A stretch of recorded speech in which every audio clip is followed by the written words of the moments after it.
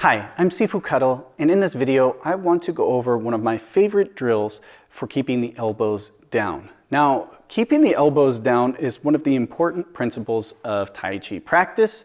In Tai Chi application, a lot can be done to control your opponent if their elbows are loose and wild.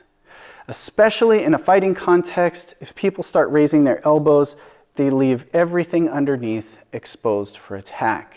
So it's a very important fighting method as well as a leverage method to keep the elbows bent and downwards. Now, this part is pretty easy for people to understand when their elbows are bent, not to chicken wing out. However, once we start doing the Tai Chi form and we start doing pushes, you start seeing the elbows raise up before pushing. And this is very common correction and detail that you'll see a lot for Tai Chi beginners. But it does go throughout the entire curriculum. And the more advanced you get, the easier it is to kind of slip back into old bad habits. So it's really important for when the arms are extending to keep the elbows bent and downward. You can see right here how my elbow is pointed. Just with my arm extended out, I need to get it to relax and downward.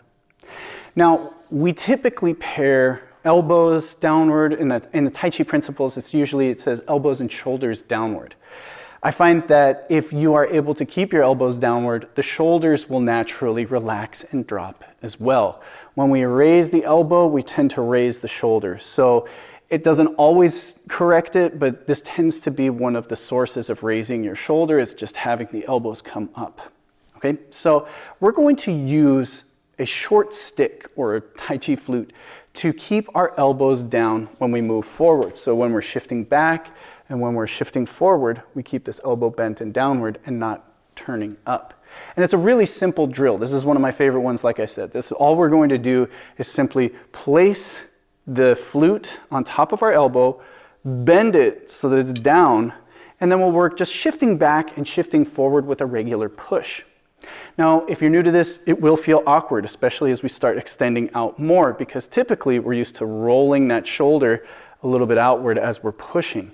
So you might find yourself doing this, feeling more natural, but you really almost want to think of pinching those elbows in as you do this, and you may feel some shoulder strain as you do it, which is an excellent stretch as well. So lots that we can focus on as we're doing this, but it's really quite simple. We're going to use a bow stance and a double push. Let's get to work. For this technique, we are going to keep it fairly simple, and we're going to work with a bow stance facing one direction and then facing the other. You could use this drill and practice with an empty stance, bow stance, sidestepping. You can do a lot of things. You can turn and face one direction, turn and face another direction. But again, at its base and at its core, I want you to make sure that at least you're practicing with both legs forward in a bow stance. So what we'll do is we'll start in a bow stance, and I'm just going to shift back, palms forward, and then bend the elbows in, and then I'm going to shift forward and then press, shifting back, shifting forward. Now, as I do this, I'm going to keep my elbows down and keep the stick over just my elbows. Now, when I extend forward, I want to get to almost completely full extension. This is where we really have to pay attention to what the flute is doing or what the stick is doing when I shift back and shifting forward. I don't want to start feeling that it's tilting up, because that means that one of my elbows is raising. So again, just staying back, extending and moving forward, shifting back, moving forward. Now when you get comfortable with that, relax the hands, point the fingertips forward as you shift back, set the palms and shift forward again. Relax, keeping those elbows down. And then we can move more into the motion of shifting back, hands coming down, getting underneath and uprooting our opponent as we shift forward. So again, here, elbows stay down as we move and shift.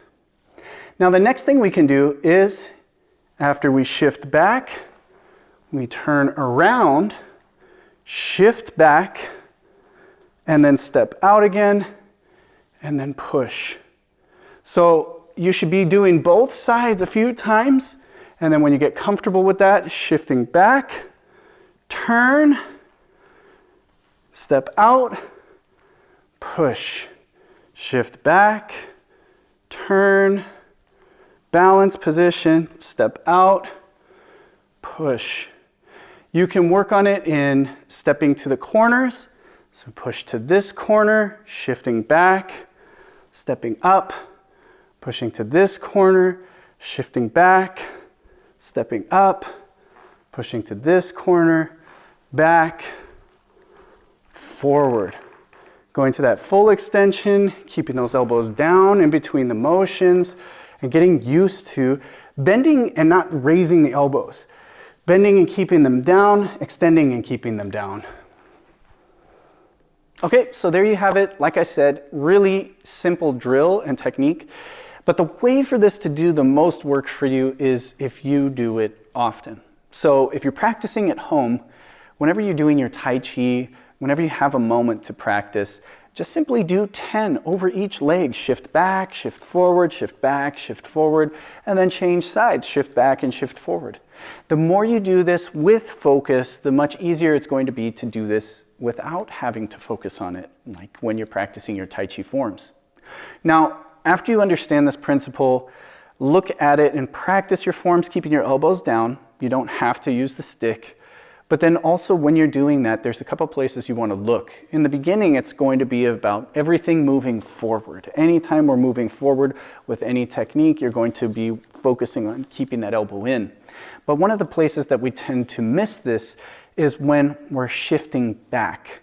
Whether we're going to shift back for our apparent close-up, or if we've just finished a technique and we're going to shift back and turn to the other side, it's very common to raise those elbows up as we're shifting back. Okay, so you want to make sure that once we're here, the elbows stay down, and then we can move into whatever technique we're going to be moving into. But again, those are the points, the transitions between the movements, those are going to be those sneaky ones where you really do have to pay attention to your elbows.